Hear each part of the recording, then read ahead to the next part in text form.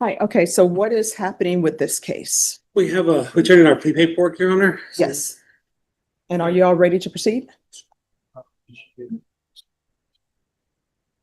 Let me. That always brightens the day. And then her son is graduating the academy. I'm like, oh. All right. Right from the start, this looks like a routine courtroom hearing, but don't be fooled. What begins as a simple plea hearing is about to spiral into a tense exchange involving accusations, race, alcohol, and a defendant under serious emotional stress. Stay tuned, because the judge is about to dig much deeper than expected. All right, could I have a file stamp for a plea, please? Oh, sorry. No problem. Gotta get back in the room. The court is calling 2025 CR 00146 State versus Cynthia Diano. Could I have parties announced for the record? Defendant for the state of Texas. Your Honor, Jeffrey Martinez for defendant. And are you Cynthia Diano? Yes, How do you pronounce your last name? Diana. I got it right. Counsel, have you received all discovery? Did you review it with your client? I did, Your Honor. Court will find that the state is in compliance with discovery. Ms. Diano, did you review the document entitled Application for Community Supervision or Deferred Adjudication with your attorney? Did you understand it and sign it? Yes, Did you review the true bill of indictment with your attorney? Did you understand it? Yes. Counsel, do you waive the reading of the indictment? I do. State, are you proceeding on the indictment as presented? No, Your Honor, state will be reducing this charge to a misdemeanor EI, and we'll proceed with that charge. Any objection? No. Quick legal breakdown here. The defendant is applying for deferred adjudication, which is essentially a second chance. If she completes probation successfully, the court can avoid entering a formal conviction. But if she violates probation, the judge can still sentence her to jail. So this moment is critical. Deputy Laura, Deputy Mejia, can you move them to that other end? All right, we're back on the record. Ms. Diano, did you review the court admonishments with your attorney? Did you understand it and sign it in all the appropriate places? yes, Did you understand the state is proceeding on the lesser included offense of assault bodily injury as a Class A misdemeanor? Range of punishment is anywhere from up to a $4,000 fine and up to 1 year in the Bexar County Jail. If you have a plea bargain agreement with the state, the court does not have to follow your plea. If for any reason the court does not follow your plea and gives you more than you bargained for, the fact that you entered a plea will not be used against you and you will be allowed to withdraw your plea. Did you understand? This is actually a huge development. The prosecution just reduced the charge from injury to the elderly, a serious felony, down to a Class A misdemeanor assault. That dramatically lowers the stakes. But here's the catch. The judge still has the final say on the sentence. Oh, you didn't understand that part? so, Well, so let me explain to you. And then if you don't understand, let me know. I'll help you and your attorney discuss it. So you're entering into a plea bargain agreement with the state. You understand that part? Whatever agreement that you have worked out with the state, I don't have to follow that agreement. So let's hypothetically say they want you to have probation. If I were to tell you, I'm not going to give you probation, I'm sending you to jail, then you can withdraw your plea okay, because I have not followed your plea bargain agreement. Now, the conditions for the plea bargain agreement, that's something the court gets to decide. You understand? So if for some reason I don't follow your plea bargain agreement and I try to give you more than what you've bargained for, then you get to withdraw your plea and it can't be used against you if you decide to go to jury trial. You understand? And by that same token, if I don't follow your plea, then what can end up happening if you withdraw your plea, then the state can say, okay, we're going to have to go to jury trial. We're going to go to jury trial. And maybe they won't be going to jury trial on a Class A misdemeanor. They'll be going to trial on the injury to the elderly. Not maybe, that's what they'd have to do. You understand? All right. Did you understand you have a right to jury trial, a right for you or your attorney to cross-examine and confront any witnesses the state would call in the right to remain silent? Did you understand by entering this plea, you were giving up those rights? yes, And did you intend to give up those rights and enter into this plea bargain agreement? yes, All right. Did you understand if the court were to grant your application for deferred adjudication, if for any reason you were to violate your conditions of probation, I could revoke you and sentence you up to 1 year in the Bear County Jail. Did you understand? Yes, I do. Counsel, has your client been able to provide you with any defenses? Yes, Your Honor. Do you believe she has a rational as well as a factual understanding of the charges against her? I do, Your Honor. Do you believe she's currently competent and was legally sane at the time of the offense? Yes. Ms. Diano, has anyone threatened you, coerced you, or placed you in fear to get you to enter this plea? Anyone promised you anything other than the plea? Are you satisfied with the way you've been represented? Yes. Are you a U.S. citizen? Court will find that defendant has knowingly and voluntarily waived her right to jury trial. Did you review the plea bargain page with your attorney? Did you understand it? Yes. According to the plea, the state is proceeding on the lesser included offense of assault bodily injury. There's a $500 fine. The state is recommending deferred adjudication, and there's no contact with several people. And there's a Samantha with a question mark by it. I could go off record real quick. Ms. Jones prepared this. I don't know why I did that.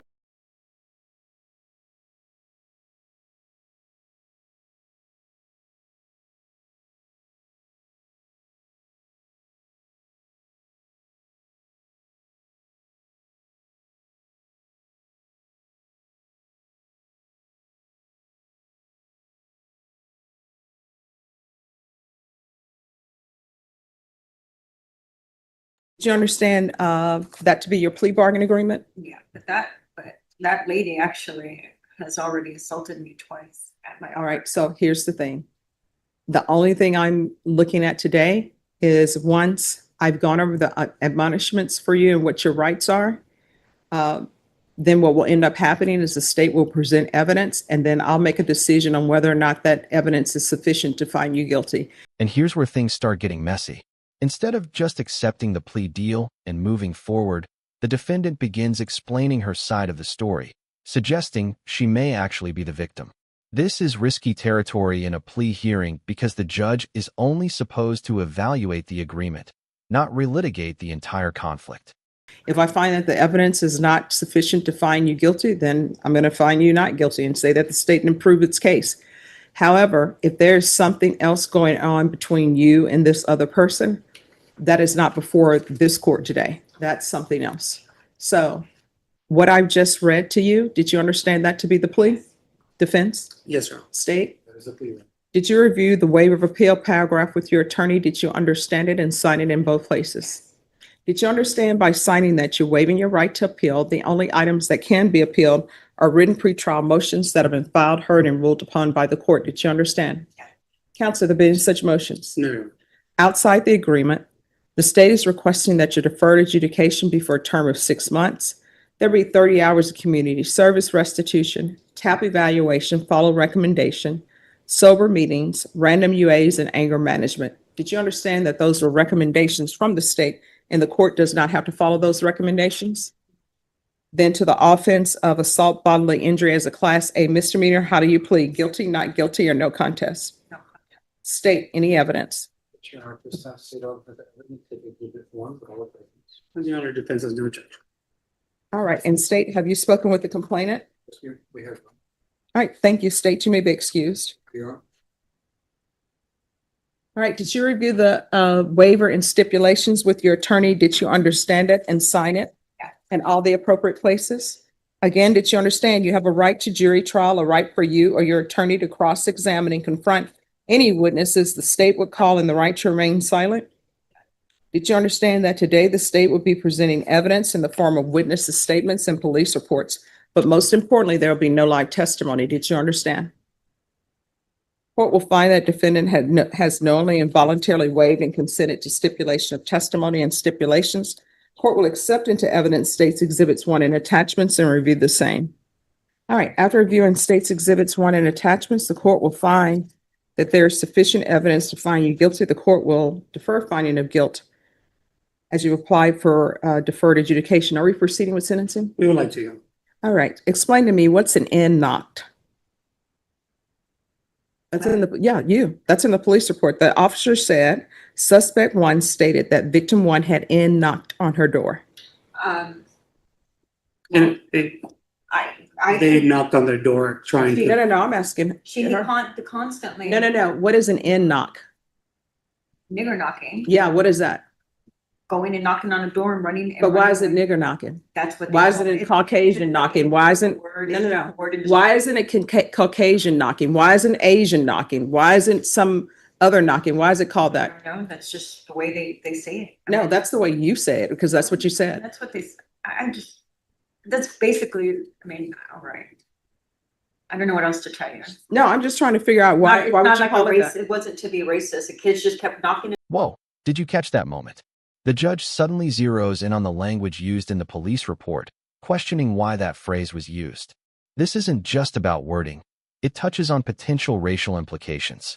Do you think the judge is challenging bias here, or simply trying to understand the context? Knocking on my door, constantly doing that to me. They live upstairs. I did not touch this kid, and I really don't even want to sit here and plead to say that I did. Oh, you can go, we can have a jury trial. I don't want to do that because he says that's not the best thing to do. No. I just look, I lost a child. My son was 19 years old, was murdered just 2 years ago. I'm under a lot of stress already, so I'm just trying to get out of this and get it as easy as Just what? I'm just stressed out enough. Mm-hmm. All right.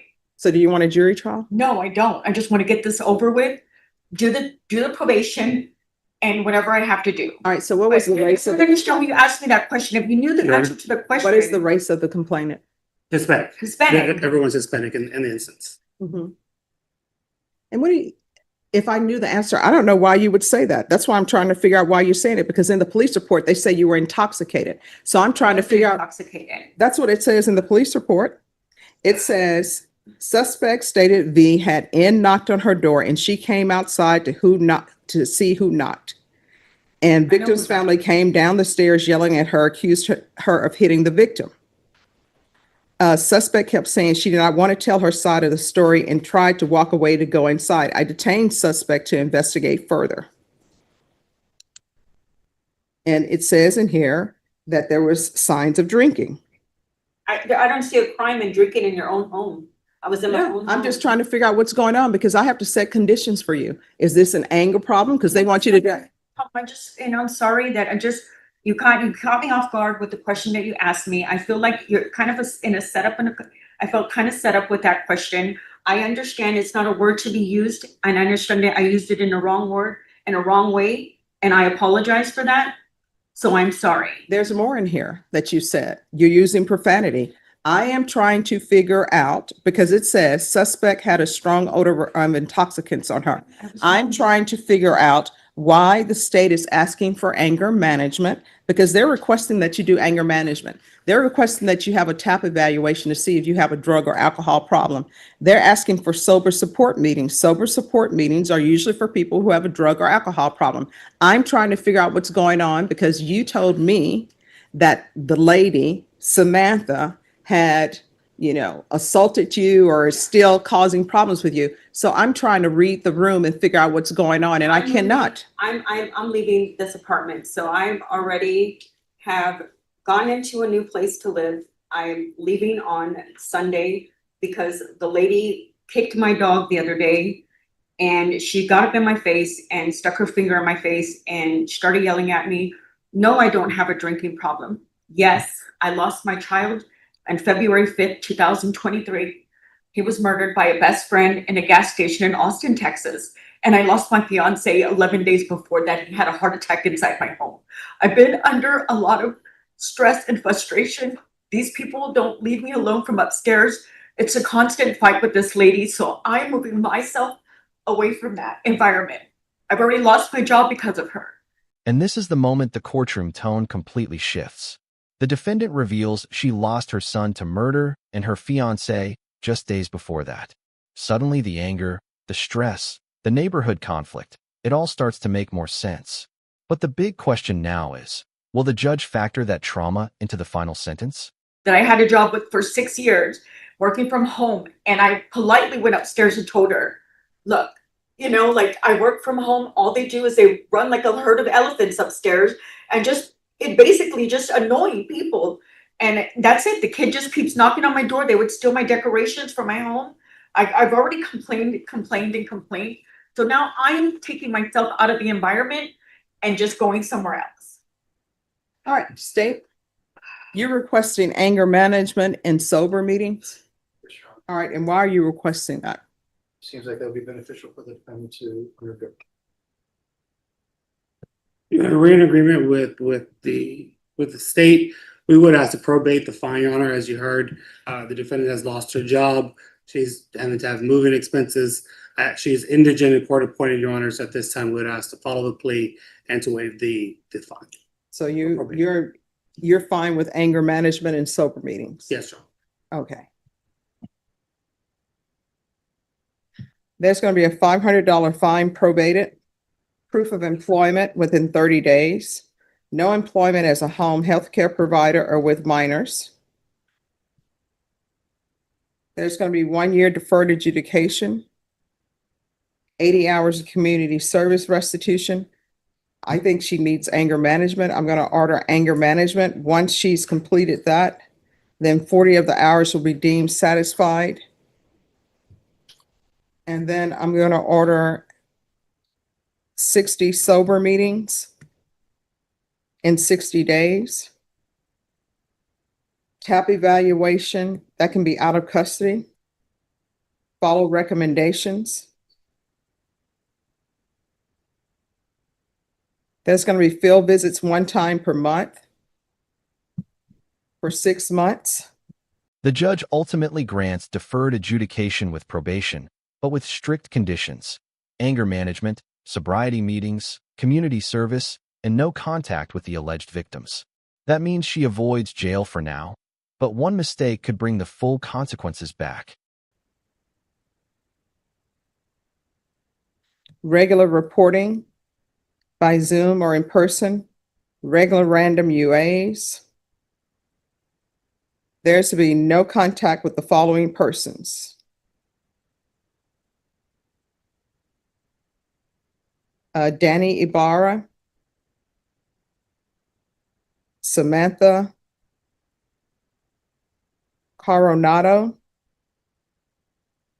and Brenda Espinoza. Probation, is there anything else she needs? Is there anything else you need from the court to be successful?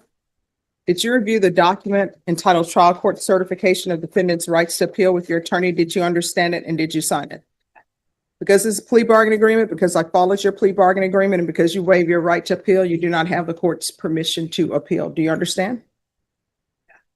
All right, and Ms. Abrams, see if maybe a referral to Center for Healthcare Services, maybe they can help her with any type of trauma.